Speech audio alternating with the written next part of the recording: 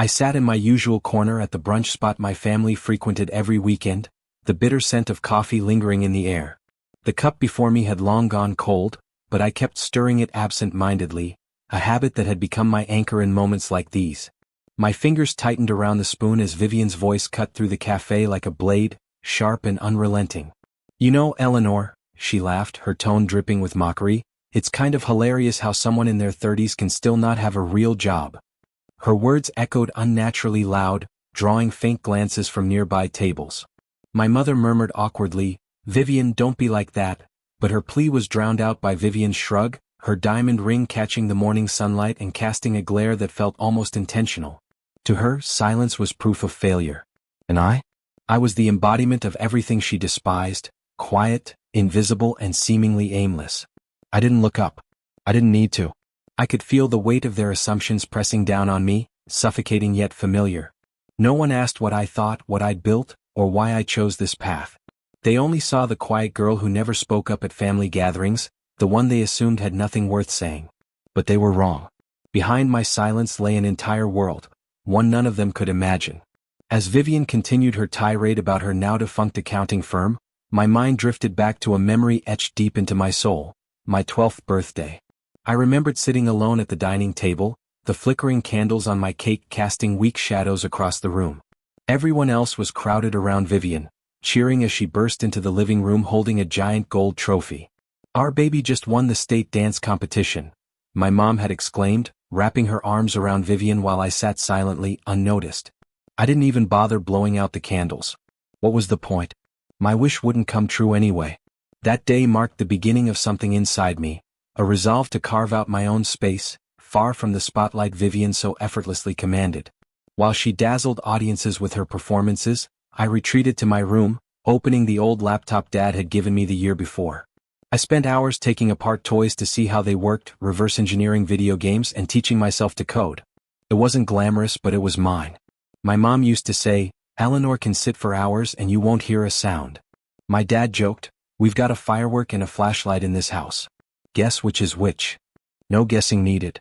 Vivien was the firework, brilliant and loud, while I was the flashlight, steady but overlooked. As we grew older, the gap between us widened. Vivien studied art, graced local TV screens with her dramatic flair, and became the center of attention wherever she went. Meanwhile, I attended a tech institute no one in my family remembered the name of. When I graduated, they forgot the date entirely. They were too busy planning Vivien's fashion line launch. I didn't blame them. Sometimes I wondered if I was simply uninteresting. But over time I realized that silence wasn't a flaw, it was a strength. It was the space where I found my value. That afternoon, I left the brunch early, unable to stomach another moment of Vivien's self-assured chatter. The Seattle sky was wrapped in a soft mist as I climbed the stairs to my apartment on the 18th floor. I poured myself another cup of coffee, this time hot, and opened my laptop. Logging into Datalum's internal system felt different today. For weeks, I'd known that Vivien had applied to work at the company I co-founded, a fact she remained blissfully unaware of. Now, her application stared back at me from the screen, her smiling photo in a beige blazer taunting me. The HR recommendation read, "Confident demeanor, strong communicator, well-suited for the budget analyst role. Recommend for next round interview." My heart skipped a beat. Approving her application would bring her into the very world I'd built, a world she mocked without knowing its architect. I hovered my cursor over the approve button, hesitating for the first time in years. This wasn't just a professional decision, it was personal. Finally, I clicked. And just like that, Vivien Green was hired by Datalum. Vivien's first day at Datalum was everything she had imagined. Well, almost. She walked into the sleek, glass-walled office with her head held high, her beige blazer perfectly pressed, and a confident smile plastered across her face. "This is where I'll shine," she whispered to herself as she stepped into the elevator. The lobby buzzed with activity, employees typing furiously on their laptops, others deep in conversation by the espresso machine, and large digital screens displaying real-time analytics data. Vivien soaked it all in, her eyes gleaming with excitement. She introduced herself to her colleagues with practiced charm, recounting stories of her past successes, even embellishing a few details for dramatic effect. "I've handled budgets larger than some of your annual salaries," she joked during lunch, earning polite laughter from the group. No one questioned her confidence. After all, she radiated authority. But what Vivien didn't realize was that every decision about her role, from her hiring to her initial assignments, had been quietly overseen by me, Eleanor Green, the invisible force behind the scenes. The first few weeks passed smoothly. Vivien quickly earned favor in several departments, her persuasive skills and outgoing nature making her a natural fit for the budget analyst role. Behind closed doors, I reviewed her proposals late at night, sitting alone in my apartment with the glow of my laptop illuminating the dim room. Each time I approved her work, I felt a strange mix of pride and curiosity. Would she ever connect the dots? Or would she remain blissfully unaware of the truth? But then something shifted. One afternoon, while reviewing a marketing budget document, Vivien stumbled upon an e-signature labeled Eleanor Green. At first, she dismissed it as routine, a legal placeholder perhaps. But as she scrolled through more files, the name kept appearing. Eleanor Green approving funding allocations, Eleanor Green signing off on strategic initiatives, Eleanor Green attached to every major financial decision. Her brow furrowed. "Who is this person?" she muttered under her breath. Her curiosity turned into suspicion when she noticed something else, the initials NS next to the signatures. It was subtle, almost unnoticeable, but Vivien wasn't someone who overlooked details. She began asking around casually, pretending to be curious about company history. "Who's NS?" she asked a junior colleague during a coffee break. "Like, a ghost in the system? Never seen them, but they sign off on everything big." Vivien smirked, though unease prickled at the edges of her mind. "Probably just a legal figurehead," she replied dismissively. But deep down doubt lingered. It was 3 days later when our paths crossed unexpectedly, in the basement server room. I rarely came into the office during regular hours, preferring to work remotely or visit after everyone had left. That morning, however, I needed to check the security logs for an upcoming audit. As I leaned over the humming servers, adjusting settings on the maintenance panel, I heard heels clicking against the tiled floor outside. I froze. "Eleanor?" Vivien's voice echoed in the narrow hallway, sharp and incredulous. She stood frozen in the doorway, her arms crossed, her expression a mixture of shock and accusation. "What are you doing down here? Only senior management has access to this area." I straightened slowly, meeting her gaze without flinching. "Well," I said calmly, "I guess I have special access." Her eyes narrowed. "Special access? Since when do you even work here?" Before I could respond, Sam appeared from the adjacent room holding a folder. "Hey, Eleanor, could you take a look at the new AI deployment plan? Needs your sign-off by Friday."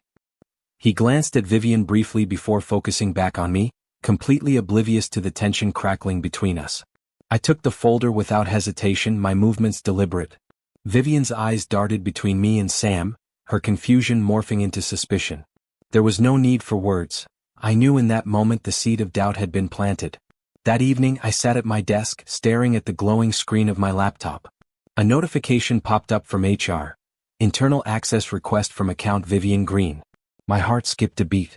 She had reached the master file, the one containing Datalum's founding records. I pictured her sitting there, soft blue light illuminating her face as she scrolled through the documents.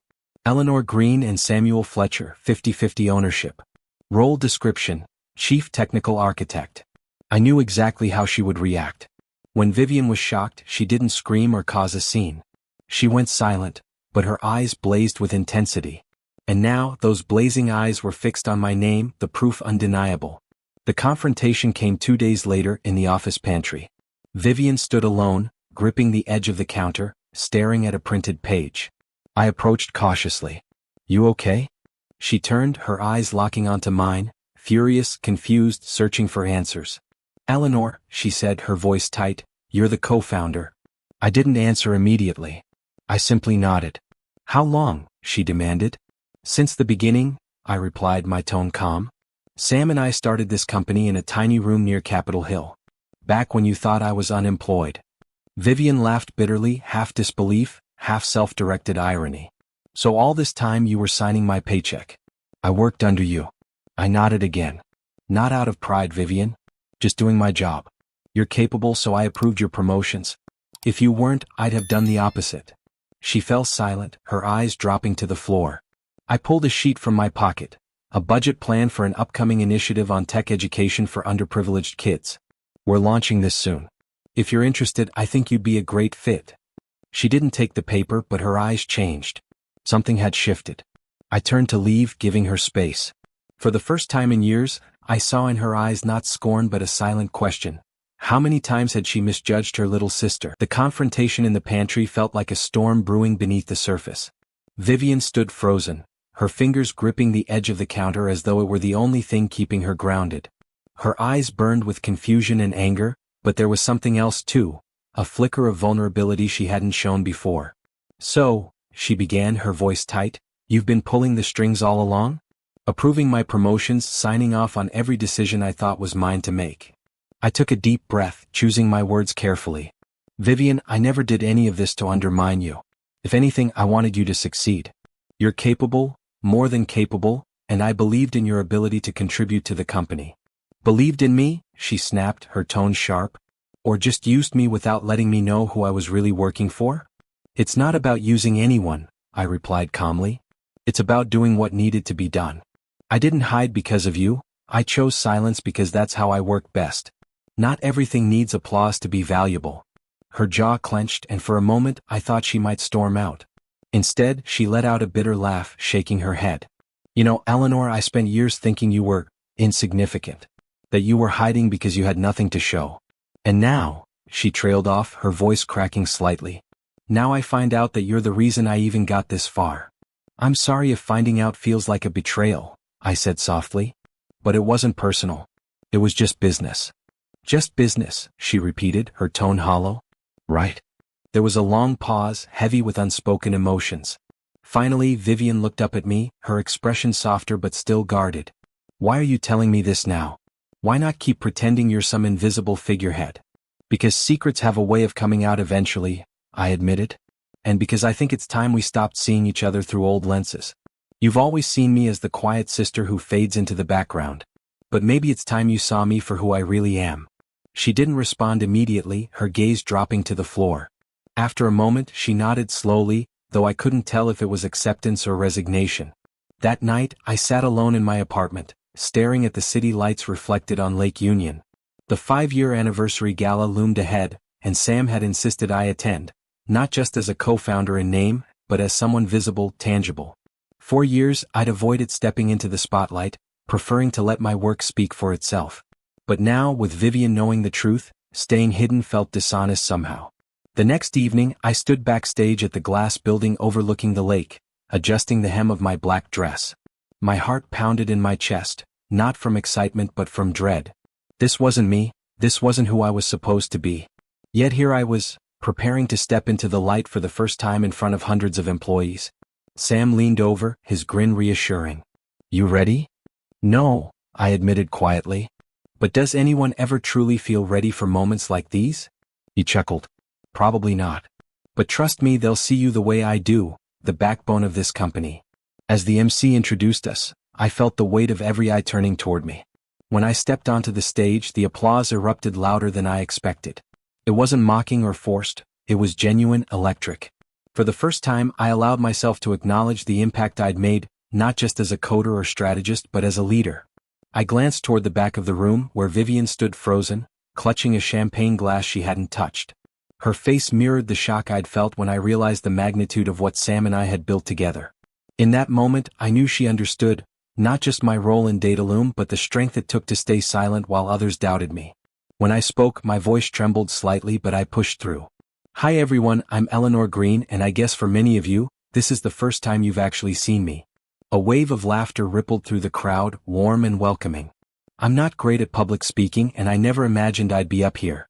But 5 years ago, Sam and I started this company with two things: an idea and a belief that technology could be built on trust. My eyes found Vivien again.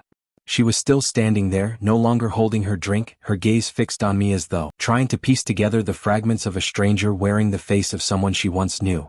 I know I'm not the public face of this company, I continued, and that was entirely my choice.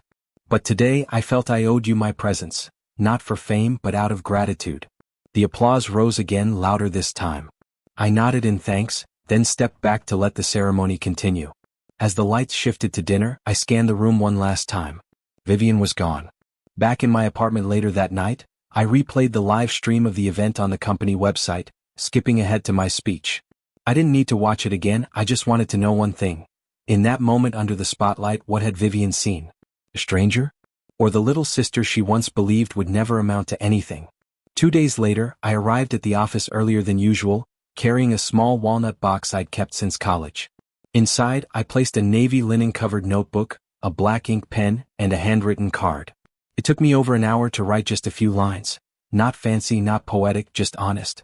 Vivien, thank you for your efforts at Dataloom. You're truly capable and I believe you'll go far. I'm proud to work with you even if we began in silence. Eleanor, I folded the card, tucked it inside the notebook, and handed it to the internal delivery assistant with a quiet instruction. Please give this to Vivien Green. No sender name. It wasn't an olive branch, it was just an open door, quiet and without pressure so she could walk through if she chose to. That week passed without a message, no email, no thank you. But I noticed subtle changes in Vivien. She no longer sat back with crossed arms during meetings. She started taking detailed notes, asking sharp questions and giving focused input. One afternoon, I stood outside the hallway listening as she presented a revised budget strategy for an AI project that had gone over cost. Her voice was calm, clear. Her eyes carried something rarer now, focus. I didn't walk in, I just stood there, hands in my pockets, and nodded silently. The following week, HR announced that Vivien had proposed a new internal sponsorship initiative for junior employees, especially female interns in tech roles. She recommended allocating a portion of the CSR budget to host a series of free career workshops led by department heads. I read the proposal 3 times slowly. Initiative name, Touch the Screen, Touch the Future. Below it, in italics, inspired by the quiet mission of Eleanor Green. I set the file down on the table, pressing my lips together gently. That afternoon, I stopped by the pantry as usual. Vivien was there, pouring hot water into a teacup. When she turned and saw me, we both froze for a second. But this time, her gaze was softer. No tension, no defensiveness. I was about to pass when she suddenly spoke. The pen is beautiful and the notebook, I've written a few pages. I turned to her. I'm glad you liked it. She gave a small nod. I don't think I ever really understood you. Or maybe I just never tried. I smiled without answering. There's something I want to say, she continued, her voice lower. You didn't have to give me a chance, but you did. And you never brought any of it up, you didn't diminish me to prove a point. That says more about you than anything else ever could. For the first time, I no longer saw Vivien as the teenager basking in the spotlight with a trophy in hand. I saw a woman learning to let go of pride and truly see others. I don't know if I can make it right, she said slowly, but I'll try. I nodded, feeling a weight lift from my chest. We don't need to tally up the past, I said. We just start from today. We stood side by side for a moment longer. No explanation needed, no apology required, just a quiet understanding. This time, things would be different. The change in Vivien wasn't immediate, but it was undeniable. At first it was subtle, a flicker of focus during meetings, a moment of quiet reflection instead of her usual theatrics. She began sitting closer to the front in team discussions, pen poised over her notebook, jotting down ideas rather than waiting for an opportunity to speak. Her confidence hadn't waned, but now it carried purpose. I noticed these shifts from afar, watching as she slowly reshaped her role within Dataloom. No longer was she merely a budget analyst. She became someone who saw patterns others missed, who asked questions that made people pause. And yet there was no grand announcement of her transformation, just small, deliberate actions that spoke louder than any words. One afternoon, I stood outside the glass-walled conference room, listening as Vivien presented a new budget strategy for one of our most critical AI projects. The room fell silent as she outlined her proposal, her voice steady and clear. This reallocation, she explained, pointing to a detailed chart on the screen, will allow us to optimize resource distribution without compromising efficiency. Her colleagues nodded approvingly, some scribbling notes, others exchanging impressed glances. For a fleeting moment, I felt proud, not just because of what she had achieved, but because of how far she had come. From the woman who once dismissed me with mocking laughter to this poised professional standing confidently before her peers, Vivien's growth was undeniable. I leaned against the wall outside the meeting room, unseen by those inside. My presence wasn't necessary, nor did I intend to interrupt. But when Vivien concluded her presentation with a firm nod, I couldn't help but smile faintly and incline my head in acknowledgement. It was the smallest gesture, a tilt of my chin, but it carried weight. This time, I didn't need to say anything. She had earned my respect, and I trusted she would feel it in the air. That evening, as I reviewed internal documents in my office, a notification popped up on my laptop screen. Internal Initiative Proposal, submitted by Vivien Green. Curious, I opened the file. The title caught my attention immediately. Touch the Screen, Touch the Future, a mentorship program for young women in tech. Below it, Vivien had written a brief summary outlining the program's goals: to provide mentorship, workshops, and financial support to female interns and junior employees navigating the male-dominated tech industry. As I scrolled through the document, I found myself pausing at certain sections. She had included statistics about gender disparities in STEM fields, quotes from women who had overcome barriers, and even a tentative timeline for implementation. At the bottom of the page, italicized and almost hidden, was a single line: inspired by the quiet mission of Eleanor Green. My throat tightened unexpectedly. For years, I had built walls around myself, believing that silence equaled strength. But now, seeing my name tied to something so meaningful, an initiative aimed at lifting others up, I realized that perhaps my silence had always been louder than I thought. I saved the file and sent it to HR with a simple note: approved for trial phase. Then I closed my laptop and stared out the window, watching the city lights blur into streaks against the dark sky. Vivien's transformation wasn't limited to her work ethic or ideas. It extended to her interactions with others. She stopped dominating conversations, choosing instead to listen. During brainstorming sessions, she encouraged quieter team members to share their thoughts. When a young intern hesitated to present her findings, Vivien placed a reassuring hand on her shoulder and whispered, "You've got this." It was a side of her I'd never seen before, one that reminded me of the little girl who used to dance in our living room, full of life and energy. Only now that energy was channeled towards something greater than herself. Meanwhile, I too began stepping out of the shadows. At first, it was small steps, attending more team meetings, giving short presentations on technical strategies, sharing insights during Q&A sessions. Then one day, Sam approached me with an invitation.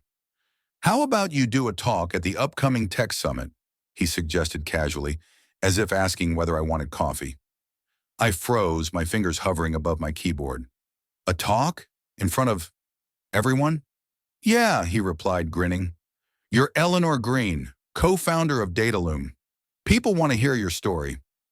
For a moment, panic bubbled beneath my chest. Public speaking had always been my weakness, a hurdle I avoided whenever possible. But then I thought of Vivien, the way she had faced her own fears, the way she had grown, and I nodded.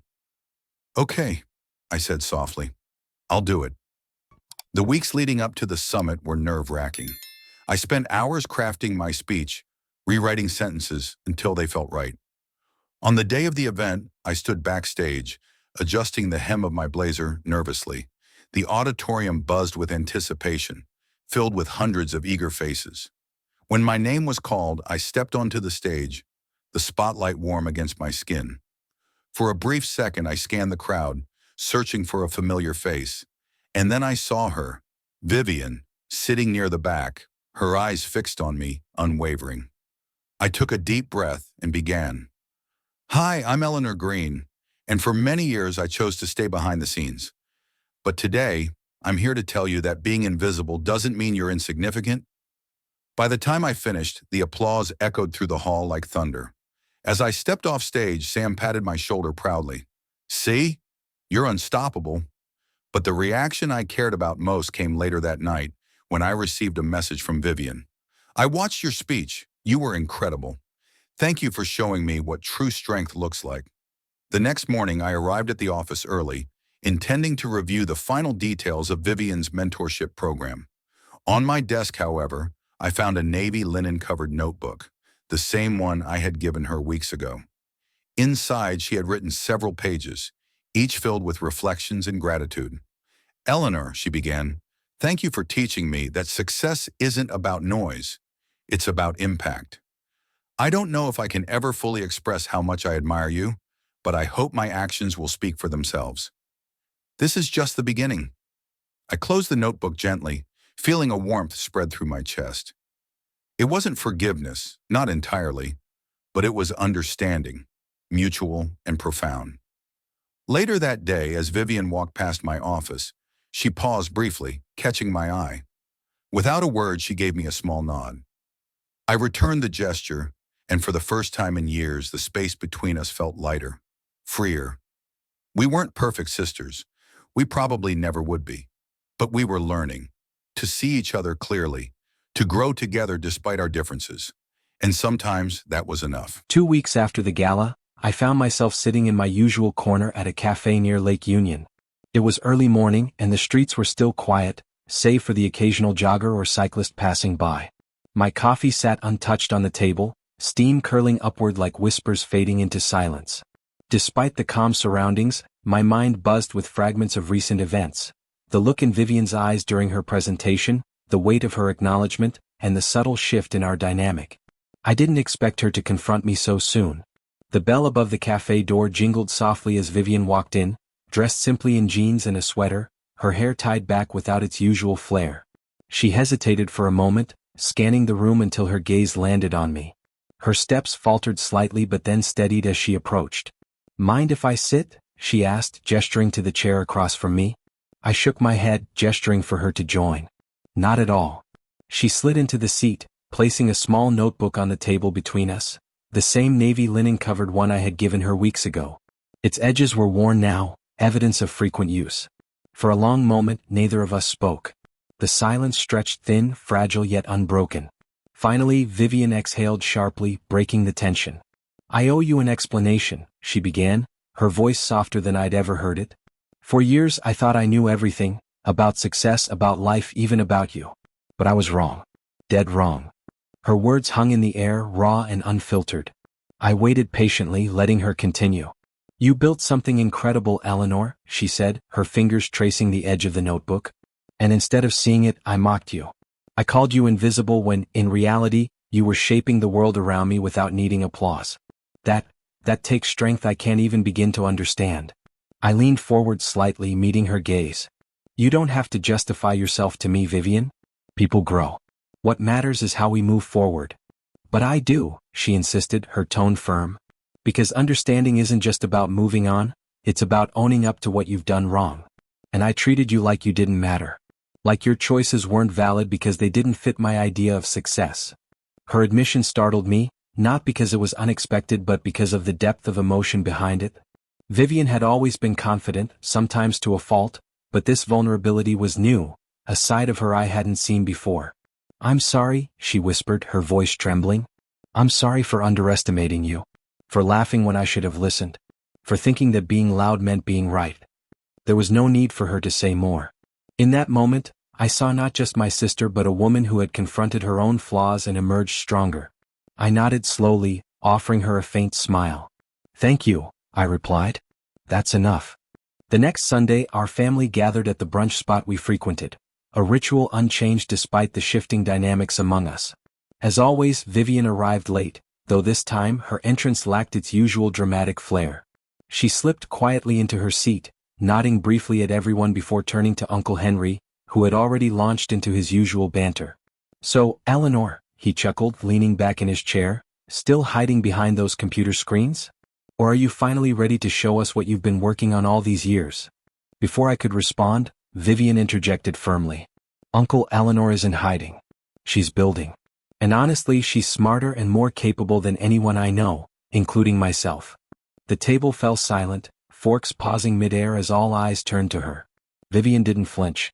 Instead, she met each gaze steadily, her voice unwavering. "She taught me something important," she continued. "That being quiet doesn't mean you have nothing to say. Sometimes actions speak louder than any applause.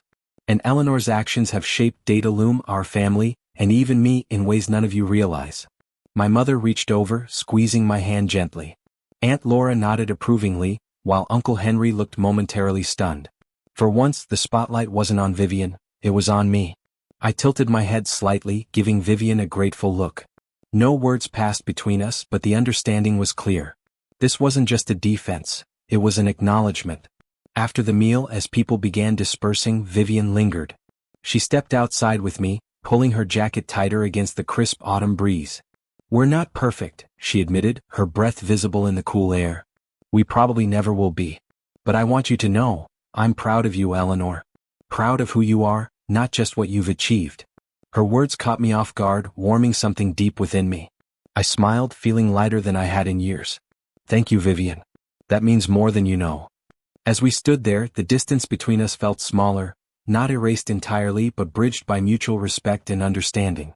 Later that evening, I returned to my apartment, settling onto the couch with a cup of tea. Outside, Seattle's skyline shimmered under a blanket of stars. I opened my laptop, staring at the screen for a moment before typing a single sentence into a blank document. Sometimes, silence speaks louder than words. It wasn't just a reflection, it was a reminder of growth, forgiveness, and the courage it takes to see others clearly. Vivien and I weren't picture-perfect sisters. We argued, disagreed, and occasionally stumbled. But we had learned to navigate our differences with honesty and grace. To me, that was worth more than any apology or grand gesture. As I closed my laptop, I glanced out the window, watching the city lights flicker like constellations. Life doesn't demand perfection, it asks only for progress. And together, we had taken the first step toward a brighter future.